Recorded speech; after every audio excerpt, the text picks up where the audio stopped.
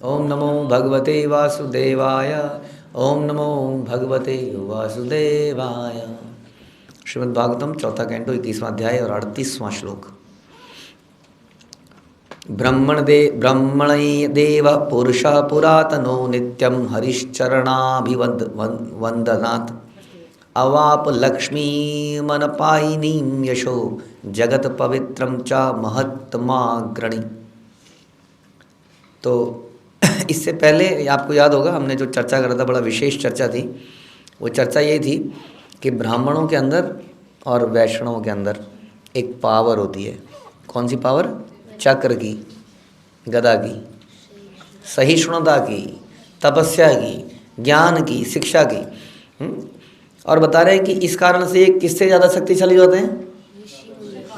ऋषि मुनियों से नहीं, क्षत्रियों से, राजाओं से, राजकुलों से। इसलिए बता रहे हैं, ये सलाह दी जाती है क्या कि इनको कभी नाराज ना करें, इनका कभी क्या ना करें, फिर अपमान ना करें। तो राजकुलों को बोला जा रहा है कि इनका अपमान करें। लेकिन आप आपस में तो एक दूसरे का अपमान कर ही सकते हो। क्यों? आप भी ब्राह्मण, वही ब्राह्मण। हाँ जी, आप भी वैष्णव, वही वैष्णव, वही वैष्णव। कर सकते हैं कि नहीं एक दूसरे को नाराज? क्या हुआ उससे? भगवान प्रसन्न नहीं होंगे, हमारी भक्ति चली जाएगी।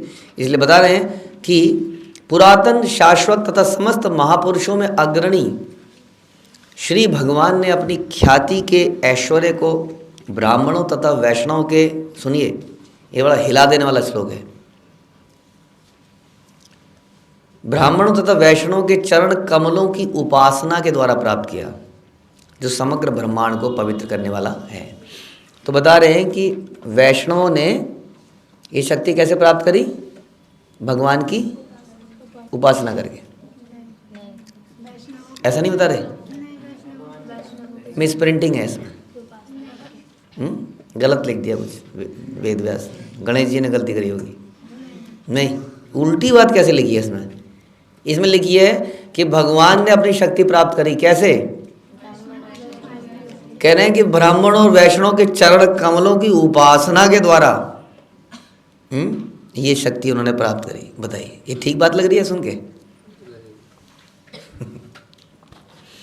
लिखी है तो यही सही है ना। प्रभुपाद समझा भी रहे हैं इसको कि जब भगवान थे द्वारका में तो क्या करते थे? मौका देखते ही वैष्णव की सेवा करते थे। कोई ना कोई आता रहता था मिलने। नारद जी मिलने आए, सुदामा मिलने आए, ये हमें कुछ कथाएं पता हैं। तो भगवान ने क्या किया? चरण धोए ऋषियों के, मुनि। राजसूय यज्ञ में भगवान ने क्या किया? देखिए, हम लोग चरण धोए।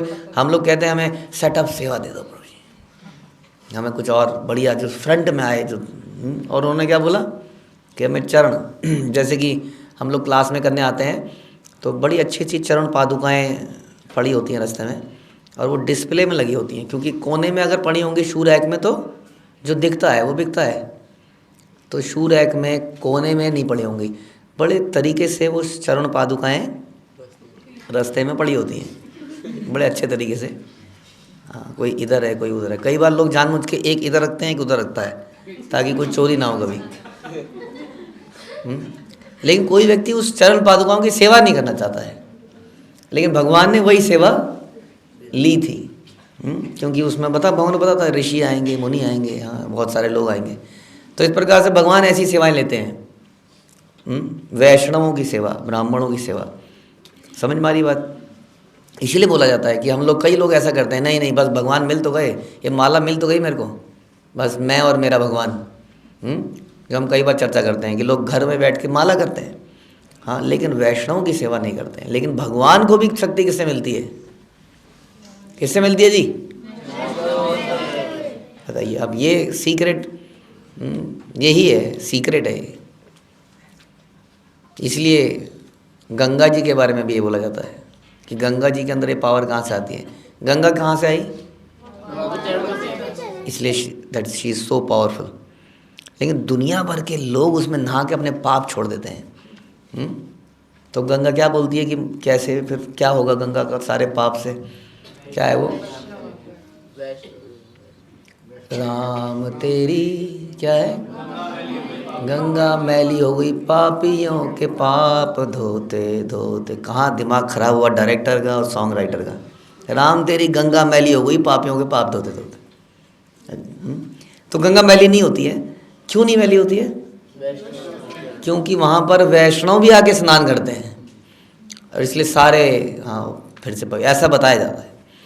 तो इस प्रकार से बहुत चीज़ बताई गई है। वैष्णव का पद धूलि बताया जाता है ना। 3 महाबल, कौन कौन से महाबल हैं? 3।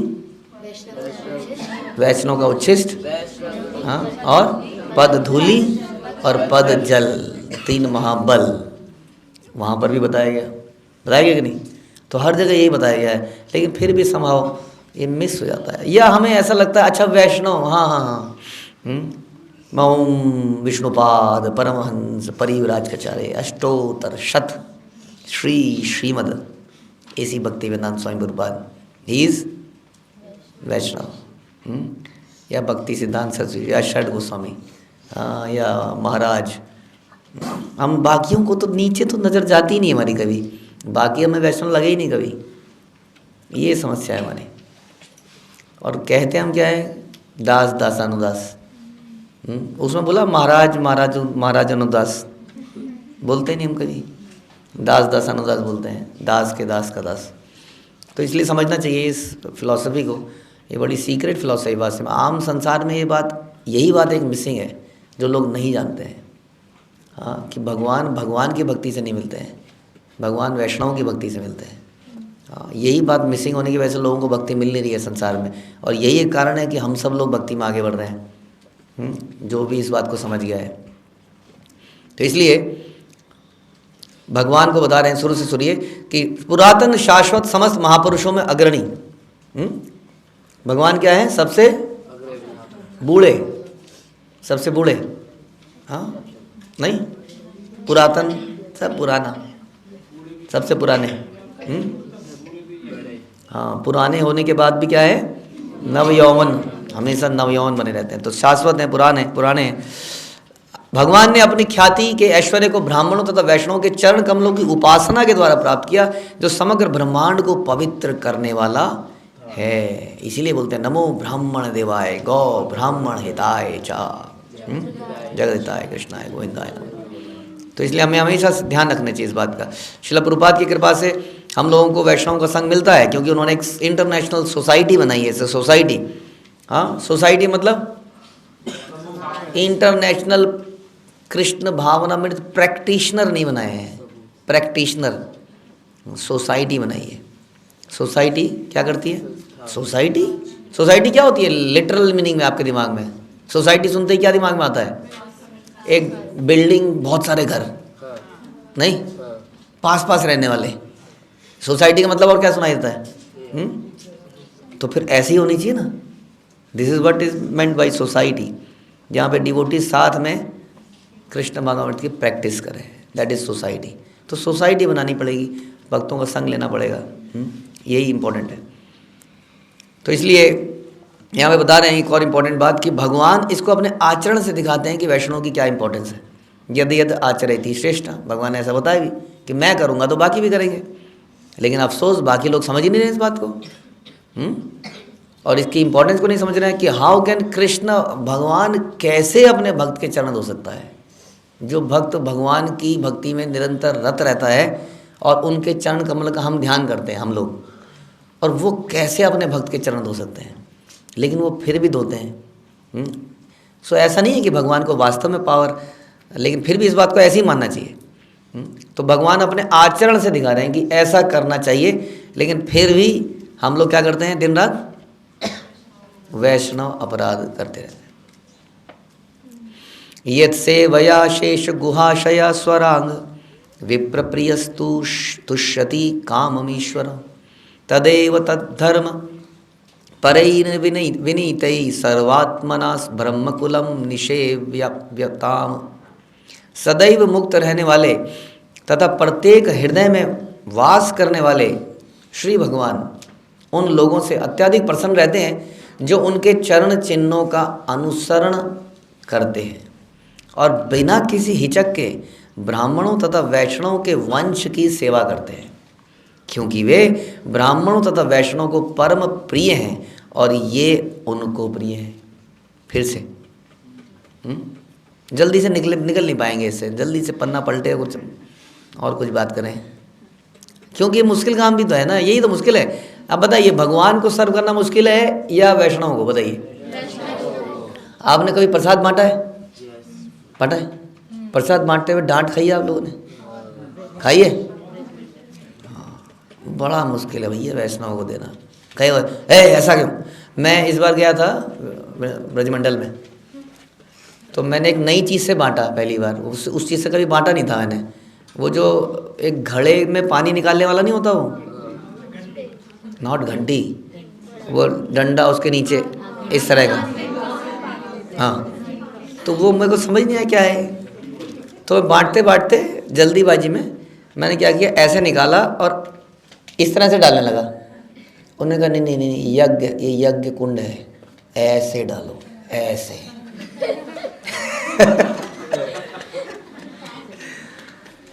ऐसा होता है। तो बहुत बहुत टोका टोकी होती है, ये क्या कर रहा है, नीचे करके डालो, हाथ मत लगाओ, बहुत कुछ भी डांट पड़ती है जबरदस्त। और इतने ही सालों से हम भगवान को भोग लगा रहे हैं, आज तक भगवान ने कुछ नहीं बोला। बोला किसी को? कितनी बार नमक नहीं दिया, कितनी बार खीर बना दी नमक की, ऐसा हुआ है सच में? खीर में जब वो भक्तों ने खाई, उल्टी माँ,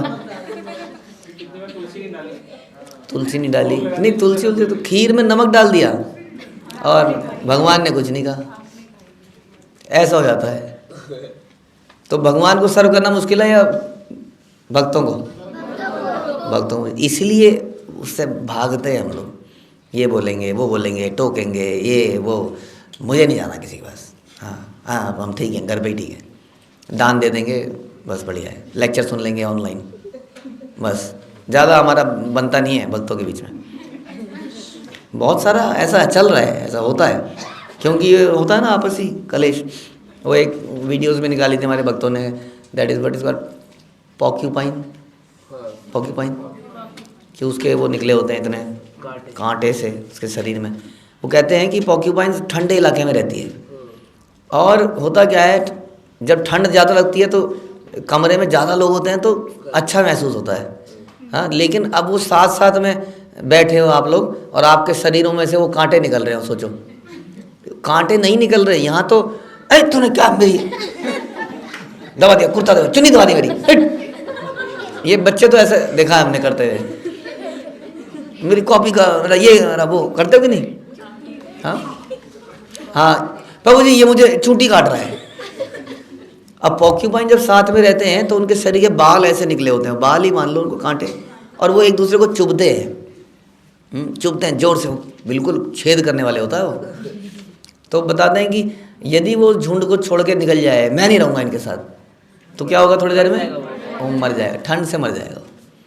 तो इन कांटों को सहन करते हुए साथ में रहना पड़ेगा, क्योंकि यही बता रहे हैं इसमें। इतना दो तीसरा सब ख़त्म ही नहीं कर रहे भगवान, बोले जा रहे हैं, बात को रफा दफा करते तो हम आगे बढ़ते, एक के बाद एक श्लोक पे श्लोक।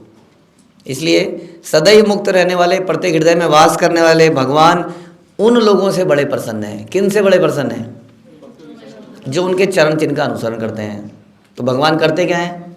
नमो ब्राह्मणे गौ ब्राह्मणताय च, वो अभी बताया कि वैष्णव के चरण धो धो के उनको पावर मिली है। तो फिर हमारे भी जीवन में यही उद्देश्य हो जाता है कि नहीं? इसलिए क्या करना चाहिए, जब भी कोई महाराज आए तो किसी तरह से स्टेज में पहुंच जाना चाहिए। जब भी उनका चरण अभिषेक हो रहा हो, पहुंच ही जाना चाहिए। कोई रोके टोके उसका मतलब जीवन में वो मौका दोबारा नहीं मिलेगा। सारी लाइन को तोड़ के कूद के किसी तरह से चरण धो के उसको टेस्ट करना ही चाहिए। हाँ, करना चाहिए। तो फिर what is the meaning of this? क्या मतलब है इसका? फिर कि उनकी इंस्ट्रक्शन को फॉलो करना चाहिए। क्या फ़ायदा उसके चरण, सब लोग चरण धोने चरण धोने चरण धोने, करना कुछ नहीं है जीवन में। सबसे आसान काम चरण धो के पी लो। ठीक है, उससे प्योरिटी मिलेगी, बट आई डोंट नो, धीरे धीरे मिलेगी, क्योंकि हृदय में वो भाव ही नहीं है। तो क्या फ़ायदा उसका? तो भाव पैदा करना ज़रूरी है। आप दूर से भी तो चरण का जल को पी सकते हैं, पी सकते हैं।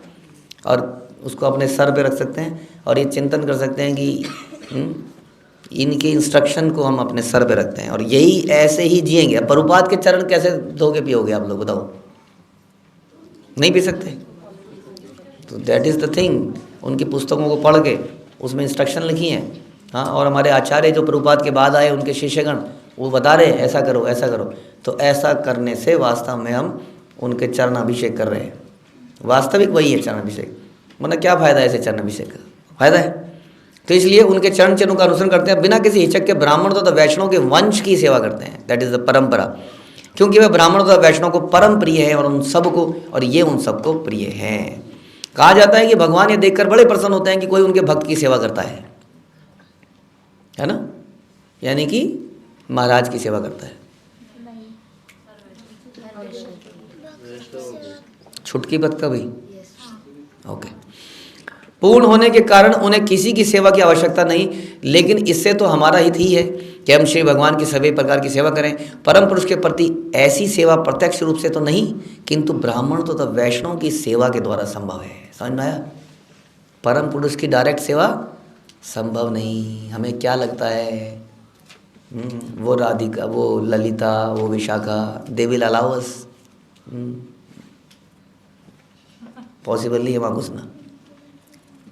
इसलिए इन वैष्णव का सेवा पॉसिबल है। श्री नरोत्तम दास ठाकुर का गीत है, छाड़िए वैष्णव सेवा निस्तार पाई छिकेवा। अर्थात जब तक वैष्णव तथा ब्राह्मणों की सेवा नहीं की जाती तब तक कोई निस्तार नहीं है। और विश्वनाथ चक्रवर्ती ठाकुर का कहना है, यस्य प्रसादात भगवत प्रसाद। गुरु महाराज की इंद्रियों को तुच्छ करके भगवान की इंद्रियों को तुच्छ किया जा सकता है। ऐसे आचरण का शास्त्रों में उल्लेख तो है ही। आचार्य इसका पालन भी करते हैं, हाँ, और अपने आचरण से दिखाते हैं। जैसा कि श्रील प्रभुपाद ने दिखाया, हमारे अपने अपने जन गुरु महाराज सब ने दिखाया। फिर तो महाराज ने अपनी प्रजा को भगवान के आदर्श आचरण का अनुसरण करने और इस प्रकार ब्राह्मण और वैष्णव की सेवा में प्रवृत्त होने की सलाह दी। ये काम है राजा का, गुरु का, माता पिता का, कि ये सिखाएं कि हमें भगवान का आचरण, आचार्यों का आचरण को फॉलो करना चाहिए और हमेशा वैष्णव की सेवा में लगा। इससे कौन प्रसन्न होगा? इसी से वास्तविकता में भगवान प्रसन्न होंगे। इसीलिए अन्यत्र आता है कि हम भगवान को तो भोग लगाते हैं, भगवान कहते हैं मुझे यज्ञ अग्नि में अर्पित किया हुआ भोजन उतना प्रिय नहीं है जितना ब्राह्मणों के मुख में जब आप उसको डालते हो। इसीलिए एक रीति रिवाज बन गया हमारे घर में, जरा 5 ब्राह्मणों को खिलाना है जी, हाँ, लाओ पकड़ के। और वो कौन होते हैं? कोई होते हैं चोटीदारी, उनका काम ही यही है, जगह जगह जगह खाना। तो वो ब्राह्मण, इस प्रकार से ये रीति बनी तो सही थी, हाँ, ये रीति रिवाज है। कुछ भी अच्छा हो तो इतने ब्राह्मण खिलाने हैं जी, इतने ब्राह्मण खिलाने। क्यों? क्योंकि भगवान उनके मुख से ही खाते हैं। लेकिन वो वास्तविकता में ऐसे लोग होने चाहिए ना, जो वास्तविकता में ब्राह्मण हैं, जो ब्रह्म को जानते हैं, कृष्ण को जानते हैं, वैष्णव हैं, ब्राह्मण हैं। उनकी सेवा करने से भगवान की सेवा वास्तव में हो जाती है। ठीक है, हरे कृष्ण। श्रील प्रभुपाद की जय। ग्रंथराज श्रीमद् भागवतम की जय।